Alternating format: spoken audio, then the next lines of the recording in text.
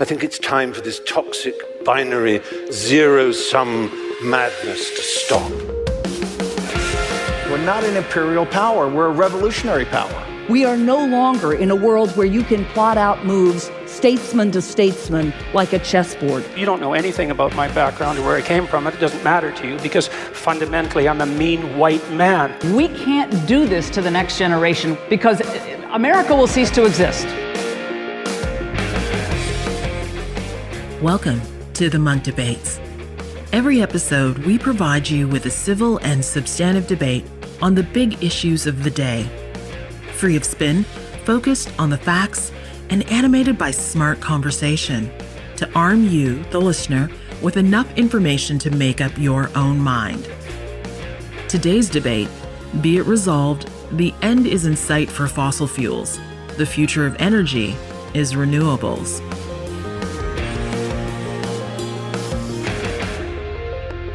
BP says the growth of global oil consumption is coming to an end and will peak in the next few years if it hasn't already. Today traded as low as minus $40 a barrel.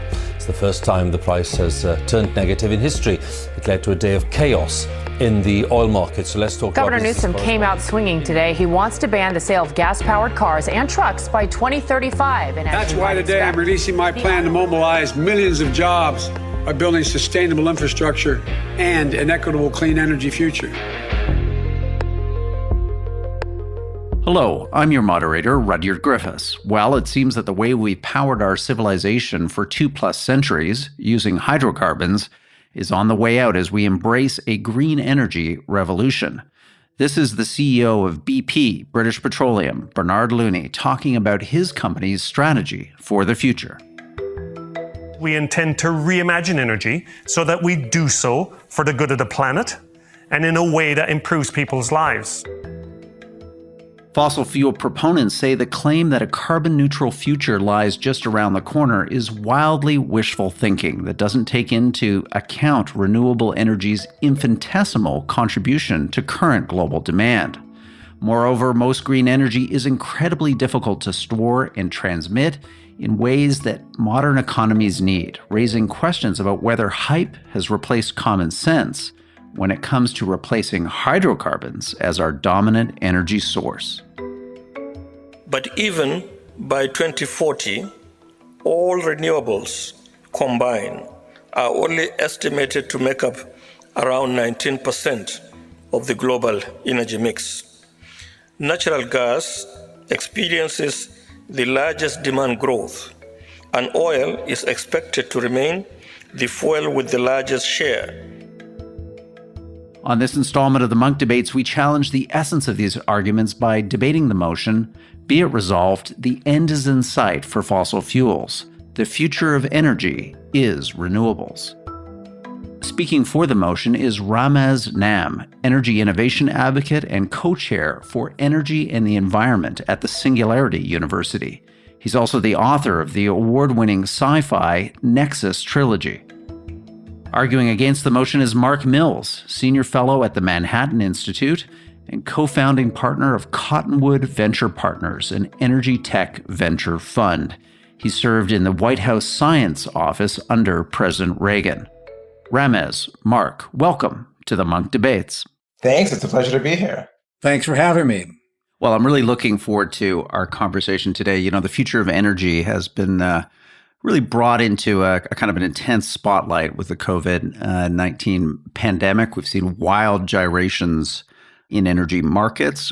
We've seen arguments emerging that, we shouldn't let this crisis go to waste, that this is the moment for a big pivot from fossil fuels to renewables in the backdrop of climate change and everything that possibly entails. So a lot of different issues here to dig in with you, and just a real privilege to have the two of you with your considered experience, your thoughtful analysis of the future of energy. Our motion today is, be it resolved, the end is in sight for fossil fuels. The future of energy is renewables. Ramez, you're going to be arguing for our motion, so I'm going to put 2 minutes on the clock and turn the program over to you. Let me just say first that fossil fuels have been essential in building human prosperity. They've caused environmental damage, but so much of what we have would not have been possible without this concentrated energy.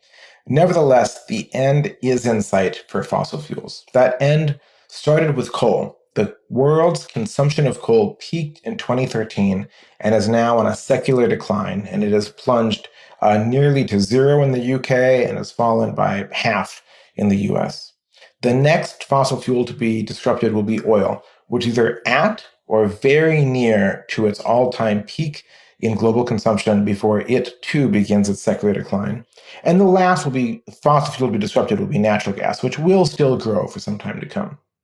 The driver of this disruption was initially policy. It was initially governments like Germany subsidizing clean energy. But now what's happened is that those early policies, by scaling these technologies of clean energy, have driven their cost down immensely. So now we see that even fossil fuel advocates and cheerleaders like the International Energy Agency now say that solar is the cheapest electricity in history, that solar will be the future king of electricity. We see offshore wind prices at grid parity in Europe. We see the cost of batteries has fallen by a factor of 10 over the last decade and continues to. We see electric vehicles have been plunging in price and are on track to be cheaper to purchase than gasoline vehicles in the next 3 to 5 years, and markedly cheaper to operate, to fuel and maintain. And we can see this manifested in business transitions and forecasts even from within the oil industry. We saw that when Saudi Aramco put out its prospectus for their IPO, it forecast very, very minimal growth of oil out to 2030 and then a plateau and peak. British Petroleum now forecasts that even if the world passes 0 new climate policies ever, oil is very close to its peak. And under a fast transition driven by more policy, oil demand could decline 80% in the next 30 years. And perhaps one last example, in 2013, the most valuable public company on earth was Exxon. Now Exxon is worth on the order of $150 billion, down markedly from their all-time highs, and they have several times over the last few months been worth less than NextEra, which is essentially a wind power company. And that's a sign of the transition that's happening. Thank you, Ramez. I believe Exxon even reached the market cap of Zoom, which we're using to record this debate. So an interesting data point to think about. Well, Mark, you're up next. You're arguing against our motion, be it resolved, the end is in sight for fossil fuels. The future of energy is renewables. 2 minutes on the clock for you. Let's hear your opening statement. So when it comes to the usefully foreseeable future of energy, we actually know 3 things with a lot of certainty, and they're all anchored in the laws of nature, essentially human nature and the nature of the universe that we live in. First, the world will use a lot more energy in the future, not less, as populations and wealth grows. Second, all machines that acquire and deliver energy in useful forms are non-renewable, all of them. They require a continual infusion of materials, money, and land use. And third, compared to hydrocarbon machines, all of the so-called renewable energy machines use far more materials to deliver the same unit of energy. On average, 1,000% more materials per unit of energy delivered. So these 3 realities have predictive value because we know one other thing that's certain for the future, frankly. The world's governments are eagerly and lavishly subsidizing and mandating far more use of the so-called renewable machines. So we can predict the outcomes of this path. First, it'll lead to an epic, in fact, the greatest increase in mining that the world has ever seen, with all the attendant environmental and geopolitical challenges that leads to. It will also lead to higher energy costs, not lower, for consumers, with all the attendant social and economic challenges that creates. We know that because Europe is ahead of us and has done the experiment. Energy costs have gone up with renewable machines increasing their penetration. And it will not eliminate the use of fossil fuels. It doesn't end fossil fuels. In fact, even the most aggressive new forecasts from the renewable energy made by the International Energy Agency, the same IEA that Rahm characterizes as pro-hydrocarbons, but I would say we would certainly disagree on whether they're pro-hydrocarbons or pro-renewables. Nonetheless, their latest forecast, which will require policies that are far more aggressive than what's in the Paris Accord, Even with those policies, global use of natural gas rises, I think as Ram said, and it doesn't peak in the usefully foreseeable future. Oil use actually continues to rise slightly. It does peak in that scenario from IEA, but then it only declines very slowly. This is a very slow decline from an astounding 100 million barrel per day level, roughly. So in short, it's true that the future of subsidized energy is heavily tilted to the so-called renewables. But it's not true that the end is in sight for fossil fuels. We'll use a lot more of both for the usefully foreseeable future. Thank you, Mark. Well, look, now's an opportunity for you both to kind of rebut what you've heard from each other, and we can start to really dig into this debate. So first, over to you, Ramez. What would you like to take exception with in Mark's opening statement? Well, I think I'd like to take exception to most of Mark's points, except for the very first one. I agree the world will use more energy going forward, more finished final energy. Whether that's more primary energy or not is a very different story. Primary energy is, the content of a fossil fuel, but of course, burning fossil fuels, you just lose most of the energy as heat. It's more really wasteful. But in final energy delivered to consumers and businesses, absolutely. We need a high energy planet to pull people out of poverty and so on. But almost everything else that Mark said is incorrect. So in terms of resource use, let's look at land use. In the US, solar per acre that you deploy it on actually generates more energy than coal when you look at the footprint of coal plants and the coal mining that we have done and the land that we have destroyed. There's no shortage of raw materials for most of these clean energy technologies. And in the few cases where there have been, say, cobalt for batteries is a place where it's actually a difficult situation. It all comes from Congo. What you see is clean energy companies moving away from that entirely. And Tesla's newest batteries, lithium iron phosphate, a subtype of lithium ion, use zero cobalt whatsoever. So through innovation, we replace all of these scarce materials. But the two things that I think are most pernicious are this idea that renewables are higher cost. That was once true, but comparisons to Europe and what Europe did in the 1990s make very little sense, because over the last 40 years, the cost of solar panels per watt of power has plunged by about a factor of 500. In Tesla's Q2 earnings call, Elon Musk dropped this little bombshell. Our solar is now 30% cheaper than the US average. After the federal tax credit, Tesla solar now costs $1.49 per watt. And so now, even the IEA says renewables are the cheapest electricity you can buy, period. And virtually every forecaster that's serious about mobility sees that the fuel cost and maintenance cost of electric vehicles is already cheaper than fossil vehicles, and the purchase price will be cheaper within just a few years. The idea that renewables, wind and solar in particular, use similar or less amount of land than even coal is just not supported by any studies by the UN, by the IEA, by the EIA. The energy density of wind and solar is epically low by definition. It takes far more acreage, counting the entire fuel cycle. We count the idea of the fuel cycle matters. It matters from when the very beginning to the exploration, to land use, to transportation, pipes, materials.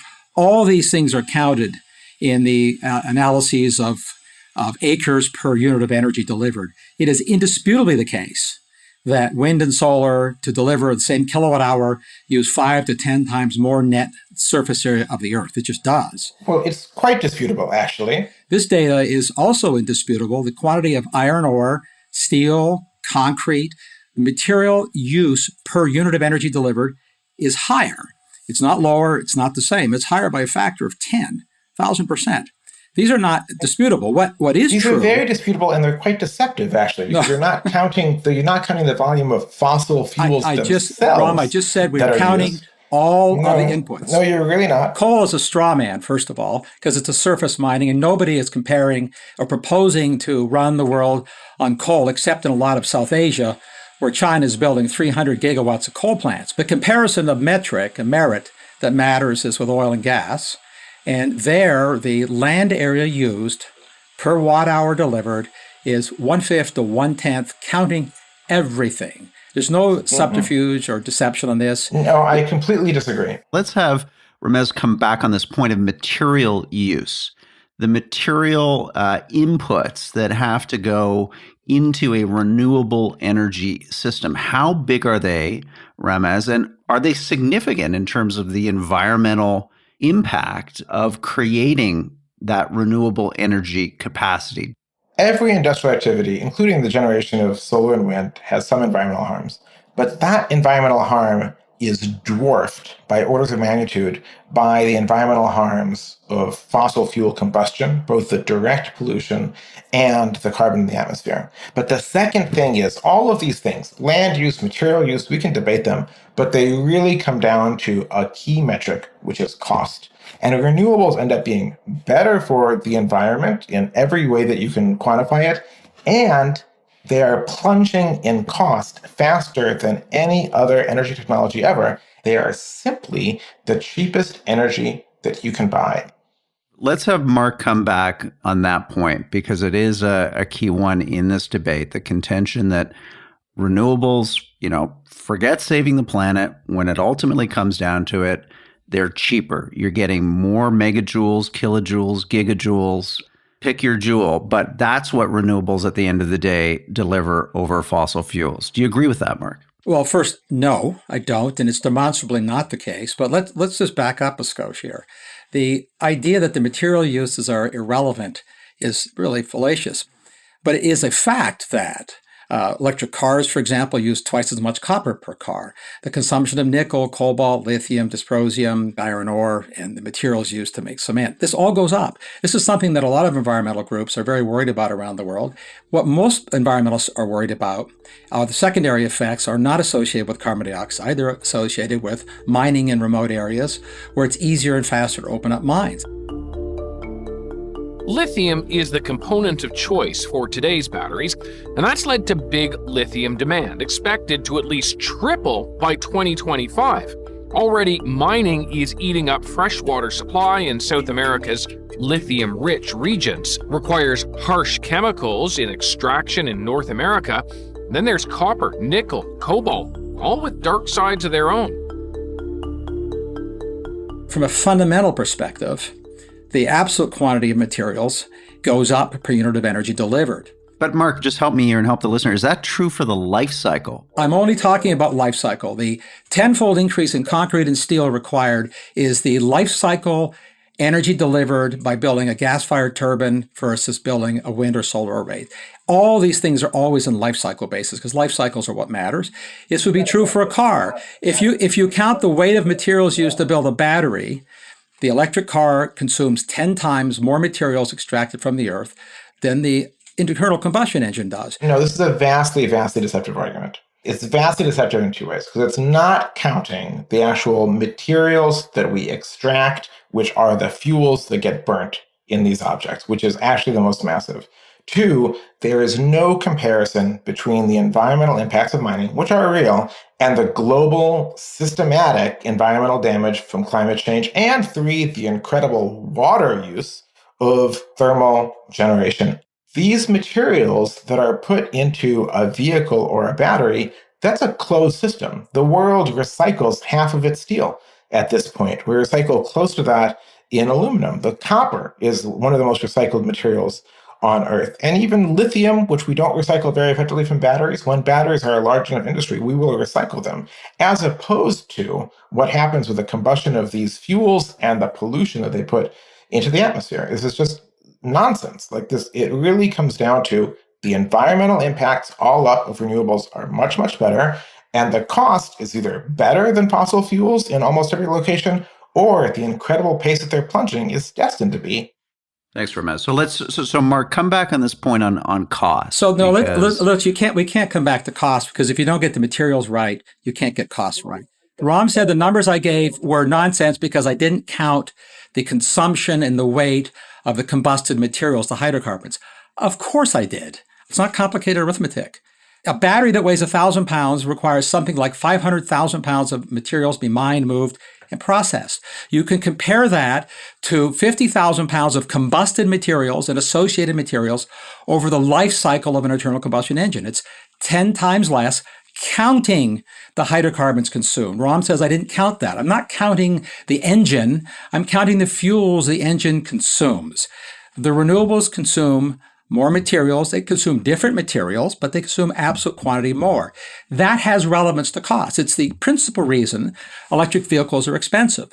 I want to move on, Mark, and have you talk, though, about the cost argument that Ramez is making here, saying that these technologies are going to ultimately drive down energy costs for everyone, and that it's a misnomer to think that renewables are more expensive than fossil fuels. Most of the wind and solar that's been installed in Europe was installed relatively recently and wasn't the stuff that was 40x more expensive from 40 years ago. It's relatively inexpensive, installed relatively recently, and resulted in extremely high electricity costs. And there's a reason for that. And it's not related to the subsidies, it's related to the inherent problem in the delivered costs of energy from episodic power. In sunny Singapore, solar power would seem like the natural fit. So what's preventing its mass adoption? Well, it's not that straightforward. For one, the unpredictable cloud cover over the tiny city-state. Delivering power when society needs it is critical. Obviously, the linchpin for wind and solar is either to have a duplicate grid available when the sun and wind aren't available, or storage. So all of the hopes for the future for wind and solar to get rid of hydrocarbons require us to have cheap battery storage. Not cheaper by a factor of 10% or 50%, but by factors of 1,000%. Because storing energy is the critical feature of any grid. Right now, the cheapest dispatchable power is gas-fired power plants. And in South Asia, unfortunately, for people who don't like coal, it's coal-fired power plants. Yeah, Mark, this is an absolutely key point, and is one I wanted to get to in this debate, and I want to hear Ramez's response to this. Ramez, how do you address, I think, the very interesting question that Mark has raised? I've certainly thought about it. The whole storage and transmission challenge that we live in 24-hour, 7-day-a-week societies that consume energy all the time, that there is load on our grids day in and day out. How do renewables meet that actual real world demand and make up for what hydrocarbons are doing right now, which is providing that continuity of energy supply across all the world's major industrial energy systems? Well, this is a real world challenge, and I don't disagree with Mark that it's a challenge. Nevertheless, it's one that we are making tremendous progress on. Take a look around this corner, and there it is, at a manufacturing plant in Massachusetts, something that just might change the world. A giant battery, big enough for a whole neighborhood, and designed to be cost-effective and to keep working for a very long time. And it's not just about storage. We have solar bids in India, a country that people thought would have massive coal rise. The most recent unsubsidized bids just released today are about 2.7 cents a kilowatt hour. And in India, a dispatchable gas plant costs 4 or 5 cents for the fuel going in. So when the sun is shining, it makes no sense to run that gas plant. Now, for a little while, we'll keep using gas to fill in when sun and wind aren't shining. But those hours of operation will get narrower and narrower because sun and wind are typically counter-cyclical. The sun shines only during the day, and the wind typically blows more at night. The sun peaks in summer, the wind peaks in winter. So they're broadly countercyclical. And when you look at broad-based grid simulations, if you build decent-sized grids, you can get 70% of your power from just those two. More than that if you have some nuclear and you have some hydro. But the closer you get to 100%, the more you have to get these storage technologies down to those prices. But it's a mistake to bid against that. People have been saying for decades that solar prices would not drop any further, and they have kept falling. And people now thinking that battery prices aren't going to drop any further are missing the big picture that these technologies can easily drop another factor of 10 or 20 or 30 in price. Okay, Mark, come back on that. Whether they'll be cheap enough in the future, let's just set that aside because they don't exist today. Whatever additions of wind and solar are being added today are depending on the conventional grid to back up when wind and solar are not available. It's because they're are not enough batteries to supply a minute's worth of the nation's electricity here or anywhere in the world. There are been more than a few dozen times in the last 40 years where the entire continent of the United States has been becalmed and been cloudy, which is a way of saying essentially no wind and no sun for a day to two. So what do you do then? Well, if it happens when you don't have enough batteries, and obviously you have to have a grid on backup sufficient to run the country for the day or two. There'll be a hydrocarbon grid largely because that will be what you cycle.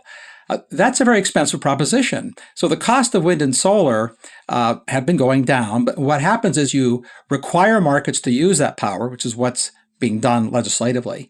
Markets are required to buy it, and then you use the, say, gas-fired turbines when you want, instead of running them on an economic basis. It essentially doubles or triples the cost of the electricity from the gas turbine. So it drives costs up, not down, by virtue of sort of the, we'll call it political preferences.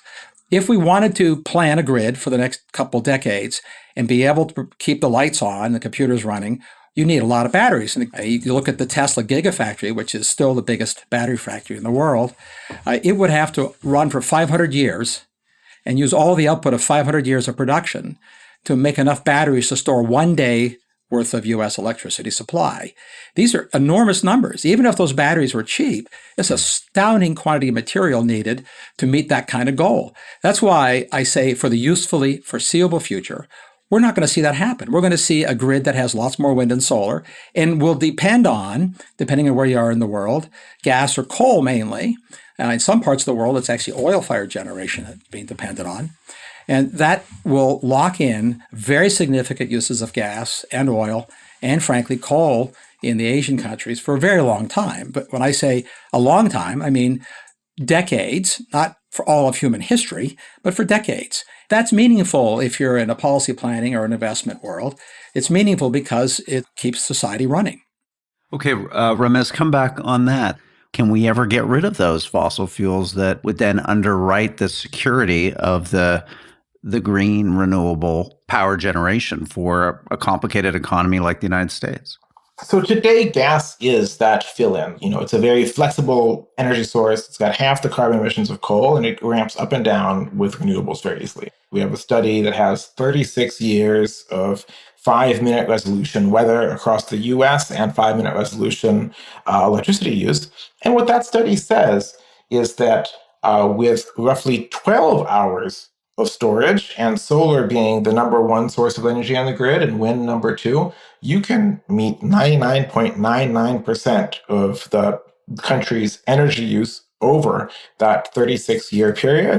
We had a bid last year in Los Angeles that added solar plus 4 hours of storage, and that 4 hours of storage added about 2.5 cents to the cost. So that solar plus storage was actually competitive with natural gas for 4 hours of storage added on. To get to 12 hours, if the price of batteries drops by another 3 to 5, you're there. You are at the point where it's cost effective, where it's cheaper to have solar or wind in windy parts of the country plus 12 hours of storage than it is to dispatch a natural gas plant. Hi there, Rudyard Griffiths, the moderator of the Munk Debates. Look, this we know. Our society is becoming dangerously polarized. We don't listen to each other. We don't search out opposing views. Instead, too many of us live in tribes, convinced that we are right and they are wrong. It's time to put a stop to polarization before it wrecks our democracy. This is what the Munk Debates charity is all about: ending polarization, searching for common ground. We do this by producing the world's only weekly debate radio program, through our Munk Dialogue series, and through main stage debates on the big topics of the day. Support civil and substantive public debate by becoming a Munk member. As a member, you get access to our 10-plus year online library of great debates in streaming high-definition video, a free Munk Debate book of your choice, ticketing privileges, and so much more. 30% off when you use the promotional code MONK2021 at our website, monkdebates.com.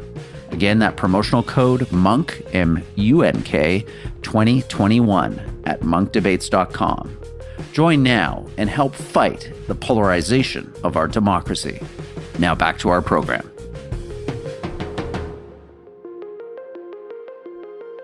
I want to, Mark, in our remaining moments here, talk about the role of government. I know this is something that is a particular interest to the Manhattan Institute. What do you see as the effect of government on this push for a transition from fossil fuels to renewables? Why, in your view, doesn't that tip our audience into thinking that this transition is inevitable when the full regulatory power of the state is going to come down behind renewables and against fossil fuels? Governments can do a lot to create, destroy industries. Doesn't necessarily mean what they're doing is right, but government policies do matter, which is why I said at the outset that one truth that we do know is true, and we probably all agree on this conversation, is that governments are going to mandate, subsidize, and push a faster, harder, quote, transition. But scale matters here. Let me just give you a sense of what governments can't do. You could accept modeling a grid where you only need, quote unquote, 12 hours of storage. Let's use that number for the sake of discussion. That's a half day instead of a whole day storage. That's only 250 years of production from a gigafactory. Point of that is you could say, well, I'll build 200 gigafactories and run them for a year, and then you replace the batteries, every decade or so as they wear out. But 250 years worth of production from a gigafactory is an astonishing amount of material, and I'm going to come back to that. A quantity of material is epic. It is far greater than the sheer weight of oil or gas or coal that would be used to produce the same energy. The stuff has to be dug up somewhere, turned into batteries. Could they be recycled? Some can be. Most materials are not recycled easily. It costs money to recycle most of this stuff. So the subsidies hide all those things. They encourage those things. When we bid out projects in the United States, we have explicit and implicit subsidies going on. The bottom line here is that resorting to the fact that things will get cheaper in the future is not a way of explaining what it will cost if we build with the technology that exists today. 40% of the United States electricity is from gas, 10% from wind and solar. So if we want to flip that, we'll essentially double or triple the cost of the gas-fired electricity when we call on it. We could say that's okay, and policymakers are allowed to say they want that to happen. But we have to be honest about what it does to the cost to consumers. That's what's not going on here. We don't have honest analyses of what the costs will be, not in some theoretical future where some magically better batteries appear, and better batteries will appear, but with the solar arrays we have today.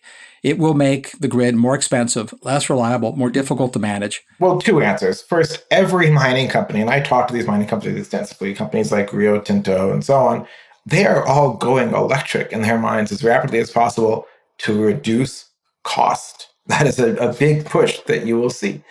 Two, this notion that we can't count on things to drop in price or that we have to peg everything to today's price, it doesn't make any sense because, A, of course, it's going to take years and years to deploy this technology. It's going to be a multi-decade transition under any situation. And to say, oh, the costs might be different than they are now, or they might not be. Look, in 1975, a watt of a solar panel with 1 watt output cost more than $100. Today, it's 19 cents. And there's no sign of that declining, or no sign of that slowing. And similar things are happening in batteries, not to mention newer battery chemistries that don't even use lithium, that just use abundant materials like sodium, for instance. So there is every indication that all of these prices are going to keep declining. And to build a new natural gas plant or a new coal plant now, you're just building a stranded asset that will be economically inviable as these technologies keep getting cheaper. I don't see what's hard to understand about this. Okay, let me finish up, guys, before we go to closing statements here, the discussion of climate change. And Mark, what is your argument to push back against the listener who's saying, okay, I've heard all these various arguments, but at the end of the day, climate change is an existential crisis. At least that's my view as the listener. And simply this transition has to happen. It's not a question of economics. It's a question of survival. What's your view on that, Mark? Well, first, let me just make one quick point. Ram said there's no sign of solar cost declines slowing down. I beg to differ. The costs have slowed down, and the National Renewable Energy Lab's forecasts, every forecast has shown it's on an asymptote. Costs will continue to go down, but they're on the law of diminishing returns because we are, in fact, approaching physics limits now on what you can do with these technologies. But no, Mark, we're not even close. This is my area of specialty. And we are not even close. We can agree to disagree, but I would direct everyone to use their magic Google machine to find out what NREL is showing, which is a pretty reliable forecaster on this. NREL is also a conservative forecaster. We always come in at lower costs than NREL's most aggressive forecasts. So look at you can go read an article in my post on my site called Solar's Future is Insanely Cheap, and it assesses the past track record of forecasters and shows how fast I saw it, Ram. this is I would just say that I recognize your view. It's an outlier view that we have 10x cost declines. There's no 10x left in the cost declines for solar. That just don't exist because the materials are commodities. The commodities are all mined at scale already in the world. There's been no time in human history when we increase the demand for a commodity, when it's already at scale, that its costs suddenly decline. So we're doing wishful thinking on this stuff. But let me answer the climate question, because it's a fair question to ask. I sort of take the same position as Bill Gates takes, and frankly, that the position that Microsoft takes, that to the extent that we want to decarbonize the future, and I'll quote, the technologies don't exist today to do it. And they make that statement unequivocally. I was at this conference in New York, I won't name it, and they were saying, all these financial guys got on stage and said, oh, we're going to rate companies in terms of their CO2 output. And I was like, okay, how are you going to make steel? Where's the fertilizer, cement, plastic? Where's it going to come from? There is no substitute for how the industrial economy runs today. And I agree. So then the question would be, what do you do? What you do is and again, I agree with Bill Gates in this. He's been lobbying on this for several years. We need to increase funding for basic research, not subsidizing yesterday's technologies, the basic research to look for the kinds of breakthroughs that everybody wants to have for a different kind of energy future. I'm bullish, for example, on the idea of ultimately finding a low-cost room temperature superconductor, which would be a way to trivially store electricity as cheaply as we store oil. That would change the world in profound ways, in unimaginable ways, science fiction kind of ways. But that technology doesn't exist today. Could it ever exist? Well, sure, I believe it could. But we need to do basic research on that, not subsidies. Ramez, what's your view on living in a climate-constricted world and the necessity for a transition from fossil fuels to renewables? Is this simply a moral imperative that trumps any economic argument? It is a moral imperative. That doesn't mean that it trumps any economic argument, but any way that you calculate the damages of climate change, you just find that it's a dramatic and truly staggering consequence. In some ways, it's hard to actually look at what the costs are when half of the corals on the Great Barrier Reef are dead because it's had an unprecedented 3 bleaching events in the last 5 years. When we see the fires sweeping California, we see the incredible fires that swept through Australia, we see the most active hurricane season in the Atlantic we've ever seen, and all of that with just 1 degree Celsius of warming. It's clear that we need to get off of fossil fuels. And I support what Mark just said, that we should be fundamentally increasing R&D spend. Absolutely, 100% agree. Nevertheless, in addition to that, we should be deploying the technologies we have, in part because one of the most reliable predictors of cost decline of clean energy technologies has been deployment. And I make this point again and again and again. Every doubling of the amount of solar deployed in the world has brought down the prices by 30% quite reliably from more than the last decade. Every doubling of battery deployment brings down the prices by 25 or 30%. So R&D is not the only way to drive innovation or better economics. We owe it to ourselves, to people in least developed countries, and to our future children to get off of fossil fuels and stop climate change as rapidly as we can. Thanks, Ramez. Let's go to closing statements. This has been a terrific debate. Mark, we're going to put 2 minutes on the clock. This is your opportunity to kind of sum up, take on for the last time any of Ramez's key arguments and reinforce any of the points you would like to leave listeners with. These are important debates, not so much for the future, but for the present. Let's set aside the aspirational and sort of moral claims and focus on the issue that matters is that nothing exists, nothing operates without using energy to power machines and processes and to, of course, fuel people, feed them. The technologies that exist today to supplement that demand, wind and solar, are meaningful supplements, they're not trivial.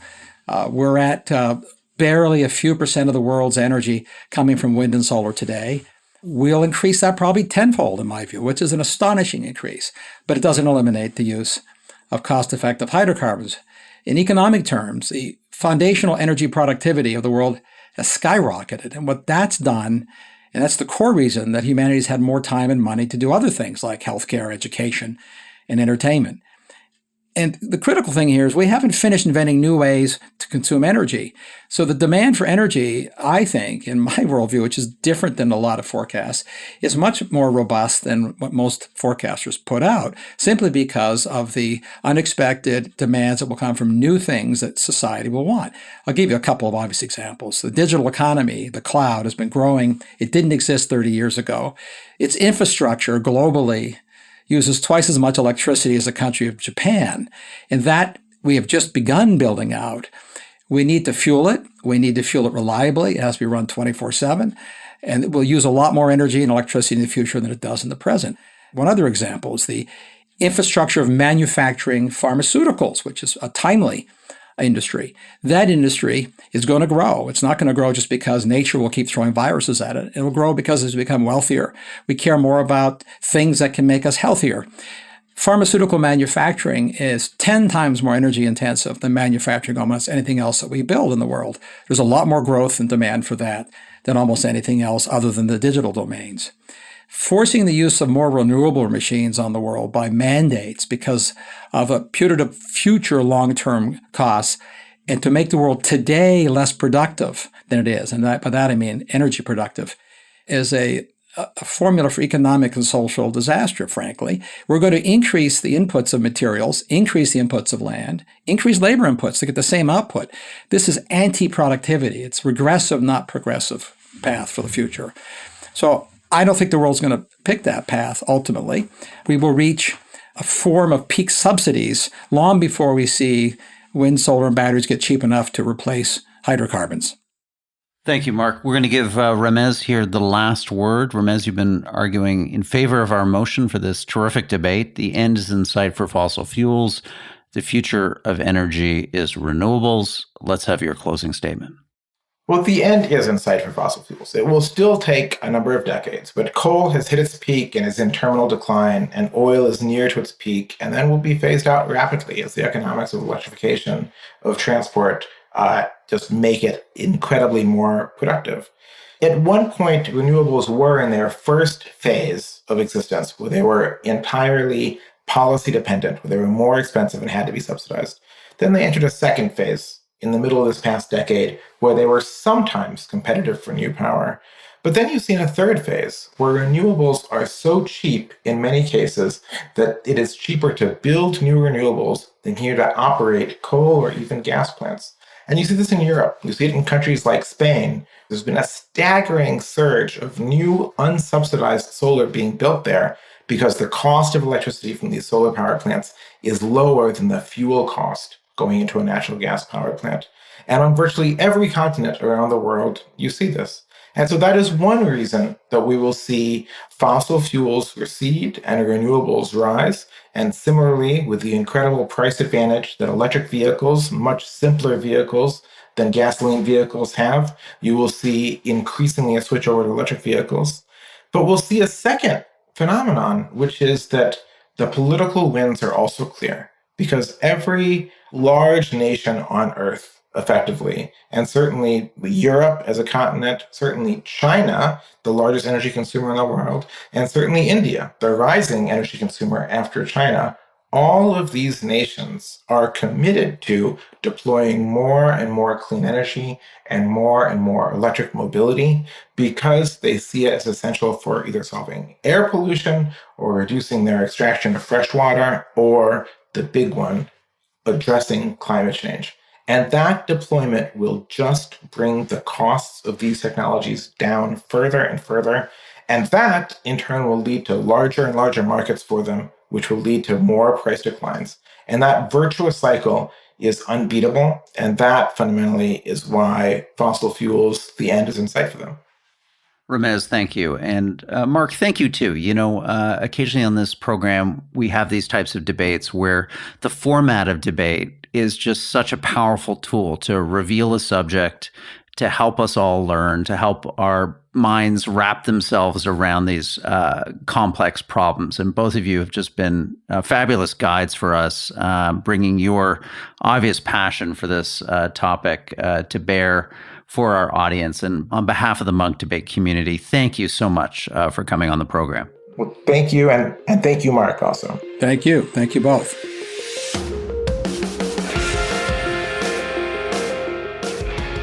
Well, that wraps up today's debate. I want to thank our participants, Ramez Naam and Mark Mills. They certainly gave us a lot to think about. That Munk Debates is that special place for civil and substantive conversation on the big issues of the day.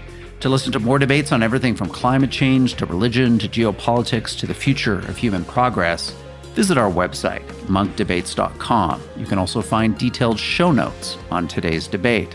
Thank you for helping us bring back the art of public debate, one conversation at a time. I'm Rudyard Griffiths. The Munk Debates are produced by Antica Productions and supported by the Munk Foundation. Rudyard Griffiths, Marilyn Mazurek, and Christina Campbell are the producers. Abi Raheja is the associate producer. The Munk Debates podcast is mixed by Kieran Lynch. The president of Antica Productions is Stuart Cox. Be sure to download and subscribe wherever you get your podcasts. And if you like us, feel free to give us a 5-star rating. Thanks again for listening.